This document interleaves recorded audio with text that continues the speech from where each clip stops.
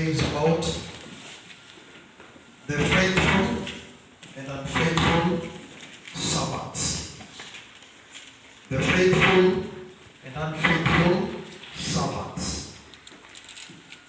When we talk about the faithful and unfaithful servants, open with me the book of Matthew, chapter 25, verse 14 to 30. Again, it will be like a man going on a journey who called his servants and entrusted his property to them. To one, he gave 5 talents of money, to another 2 talents of money, and to another 1 talent of money, each according to his ability. Then he went on his journey. Then a man who had received the 5 talents went at once and put his money to work and gained 5 more. So also the one with the 2 talents gained 2 more. But the man who had received the 1 talent went off, dug a hole in the ground, and hid his master's money. After a long time, the master of those servants returned and settled accounts with them. The man who had received the 5 talents brought the other five. Master, he said, you entrusted me with 5 talents. See, I have gained 5 more. His master replied, well done, good and faithful servant. You have been faithful with a few things. I will put you in charge of many things. Come and share your master's happiness. The man with the 2 talents also came. Master, he said, you entrusted me with the 2 talents. See, I have gained 2 more. His master replied, well done, good and faithful servant. You have been faithful with a few things. I will put you in charge of many things. Come and share your master's happiness. Then the man who had received the 1 talent came. Master, he said, I knew that you are a hard man, harvesting where you have not sown, and gathering where you have not scattered seed. So I was afraid and went out and hid your talent in the ground. See, here is what belongs to you. His master replied, you wicked, lazy servant. So you knew that I have blessed where I have not sown, and gathered where I have not scattered seed. Well, then you should have put my money on deposit with the bankers, so that when I return, I would have received it back with interest. Take the talent from him and give it to the one who has the 10 talents. For everyone who has will be given more, and he will have an abundance. Whoever does not have, even what he has will be taken from him. And throw that worthless servant outside into the darkness, where there will be gnashing of teeth. Now, if you are reading your Bible, you must underline verse 29. And always remember that verse. It is given abundantly to those who have. But those who don't have, the smallest they have shall be taken away from them and be given to those who have. This is a correction to the modern church. Most of us, we like say, I don't have, and brown. This is the Bible. If you say you don't have, David like this devil or idiot who had 1 talent, and instead of acknowledging, respecting, and using that 1 talent that he has, he ignored it. And then he decided to dig a hole and down it in the hole, and then when you see in this parable of the talents, from Matthew chapter 25, verse 14 to 30, this is one of the best stories that Christ used a moral lesson to teach the disciples. It's one of the best of the stories of Jesus Christ. He used a moral lesson to teach disciples. Disciples, I say, these are the students, these are the followers, the people who are ready to learn from Jesus Christ, and people who are ready to hear from Jesus Christ. So we have to understand that anything given to us, count it or see as a talent, strong talent. Whatever is given given to you, always see it as a talent. You have brains. When God created your head, inside that head, He formed a brain. So that brain should be counted as a talent. You are working or you have a business. You have to see that business or that job as a talent. You are a keyboardist in the church. You are a singer in the church. You are a preacher or a teacher of the word of God in the church. That one should be counted as a talent. And we have some people in the church who are now arranging the church, cleaning the church. You also respect that as a talent. And then the question is, what do you do with that talent that has been given to you by God? So that in return, when He comes, He may find some gains on top of what He gave you. So we see, like men of God, God entrusted or God entrusts them with ministerial work as a talent to serve God's people. And members have been given jobs or some roles as a talent or talents to use it to serve in the same house of God. So it is your duty as a disciple or as a member in the church to understand your role in the church. When the ministry of the gospel understands their talents is to serve you as the people of God. And you as the people of God, you need also to understand your talents so that it may not be a burden to the men of God. So that it may not be a burden also to the members.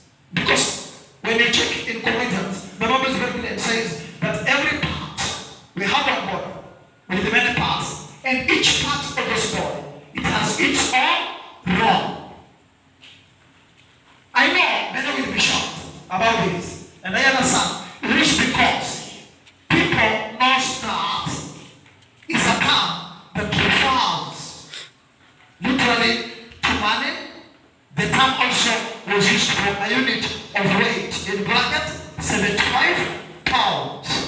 Then for the unit of coinage, the present day use of the word talent to indicate an ability or a gift which is derived from this talent. When you check also in Luke chapter 19 verse 13 when you are at home. But it can obviously be extended to another various meaning or to another various explanation. So we have to understand as the children of God that we are all given a different beginning point. The beginning point that I've been given is not and will never be the same to the beginning point you are given. That is why we see He grouped them into 3 clusters, pointing that every child of God has been given a different beginning point. The first cluster is a cluster whereby the man was given 5 talents, and the second cluster, this man was given 2 talents, and the third cluster, the man was given 1 talent. So we need to understand, God, who is our master, or Jesus Christ, who is also our master, is not stupid to have entrusted us with what He has given unto us, no matter how big it is, or no matter how little it is. The measure of what you've been given does not count, does not matter in this passage. What matters is what you are going to do with what you have been given. For example, you've been given 5 shillings. Another person has been given 10 shillings. And another person has been given 20 shillings.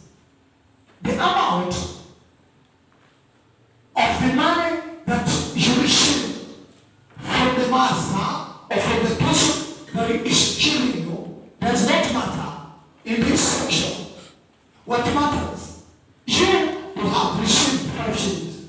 What have you done with it? Or what are you going to do with it? Those who tell, what are you going to do with it? And those who tell, what are you going to do with it? If you have 5 shillings, and yet there's nothing to show up that without 5 shillings, you worked hard, on top of it, you came up with another 5 shillings. If you cannot, these are the names. Even if you are given more, still there is nothing you will do with it. But if you are given as little as you received, and you worked hard to bring some interest on top of what you received, this one gives the master hope that even if he entrusts you with more than 5 shillings, with more than 10 shillings, with more than 10 shillings, you are a faithful servant with little. So also you can be faithful servant with more. But if you show an act of unfaithfulness with 5 shillings, you can't build the hope. You can't build the trust of the master to trust you with 100 shillings. He can never. Because the only thing he understands from you is that you are mean, you are worthless, you are good for nothing, and you are unfaithful servant. In other words, he can never entrust unfaithful servants with much. So to win the trust of the master, you must act in a faithful manner with the little that you've been given. So, in other words, we find that in these 3 classes of a person having or receiving 5 talents, another one receiving 2 talents, and the other one receiving 1 talent, the master was trying to see their faithfulness, their trust, their hard work, their commitment, their gratefulness, and their sacrifice, their acknowledgement to the work that the master came to do and has been doing in their lives. So what do you do with what Jesus Christ has offered unto you so that you can win his trust, to make you believe that you are a faithful servant? When you are given as much as he pleases, you will always remain faithful. Your faithfulness should begin from the little that is offered to you. And if your faithfulness begins from the hand of God, it speaks clear that you will always be faithful. Which means, being somebody you can entrust with your resources. When you want to live for a special job, and then you put this person in care of your resources, in care of your family, in care of your property. Even if you stay more than 30 days, more than 100 days, where you are, you be at peace. You not get worried that your properties where you left are being misused. No. Because you believe the person in charge of it is worthy of taking care of it. And in his hands or in her hands, your properties are safe. So this is what the master was trying to do to these 3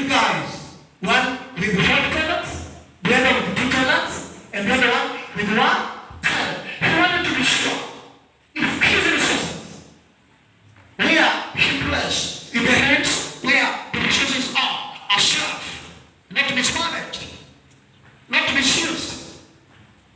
But he found among the three, one of them was just a waster of the resources, and he can never in any way be trusted with much. Also, it makes us to understand that in the church, there are different type of people. There are people who are grateful with the little they get. And there are those people who are ungrateful with whatever God does in their lives. Unsatisfied, greedy people who can never ever be grateful to the small that God does in their lives. Someone is suffering from a severe headache, and Jesus Christ is endorsing that person with healing, with deliverance. Endorsing the person with healing, he expects much more from the person. But when he comes back, one persecutes him. So the person who managed one talent, claiming that the master is a hard man who harvests where he has not sown, and gather where he has not scattered. These are the people. When they receive a miracle from Jesus Christ, instead of remaining in the service, in the fellowship with Jesus Christ, they decide to run away. Bible says, whatever skill they have, because they were not supposed to have that. Why? Because of their reckless and caring attitude, action. So it must be taken away from them and be given to those who can take care of it. Most of us, we have lost many blessings, many promises from God because of our ungrateful attitudes. We've been entrusted with many promises, many blessings from God, but we can understand, and we fail to understand how we can use these blessings in achieving greater than the blessings that we have received from our God. This is always happened, that God will do it. We receive your talent.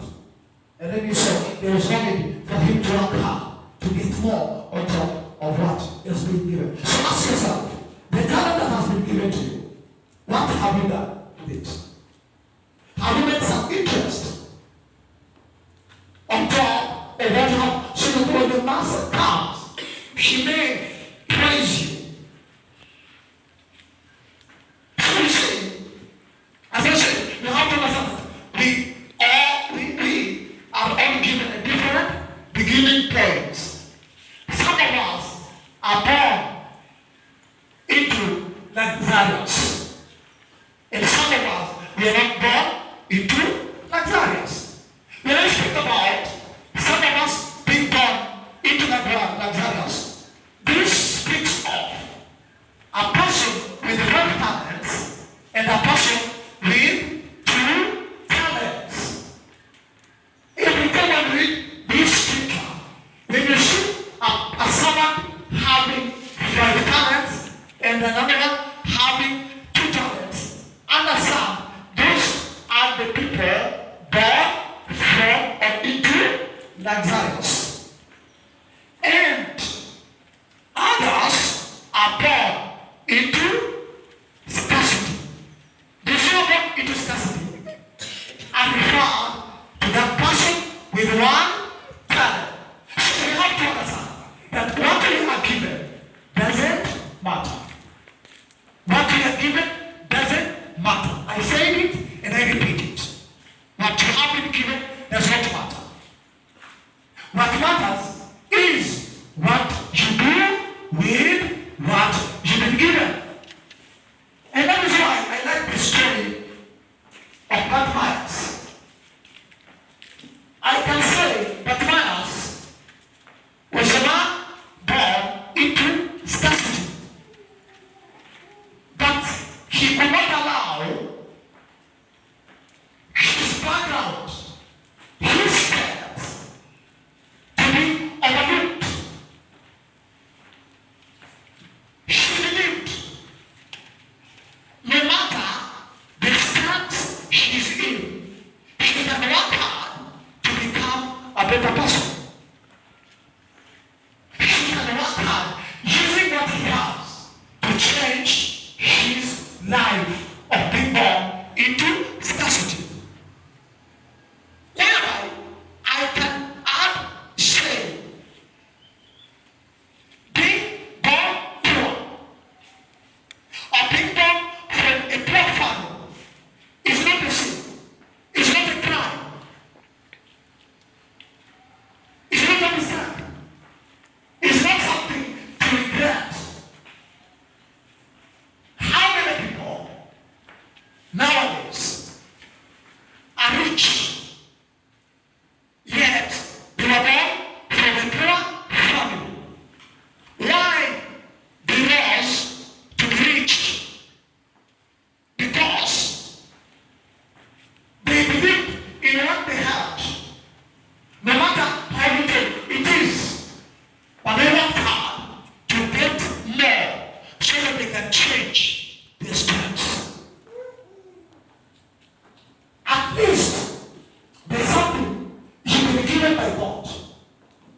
So if you remain poor, as you claim you've been born from a poor family, and then you remain poor, you live poor, you die poor, you are the problem. You are the problem. Jesus is not the problem.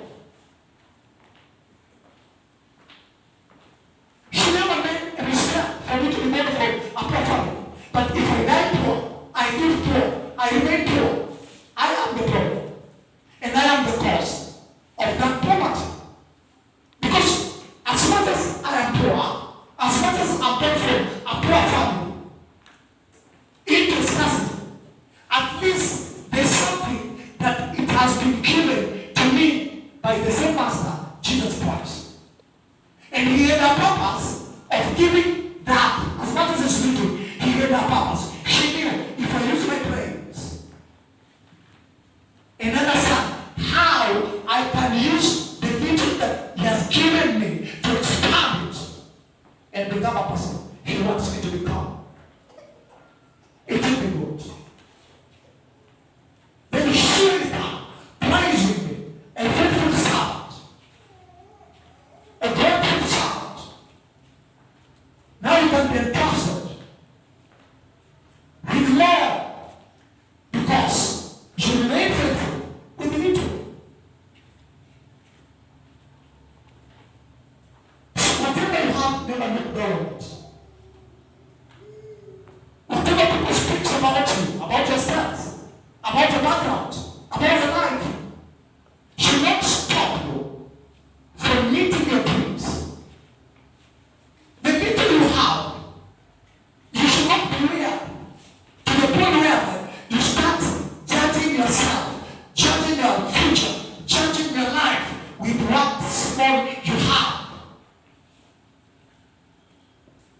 Look at your future. Is a future of greatness. Is a future of miracles. Is a future of wonders. Is a glorious future. And that is why you've been given this little to use it so that you can change your future. Most people think that I can create my future into a better one if I get more. If you can use the little you have to change your life history, forget about being given much more to use it and become a better person. People with brains begins from nothing to something. And this is the lesson Jesus is going to teach under this subject of faithful and unfaithful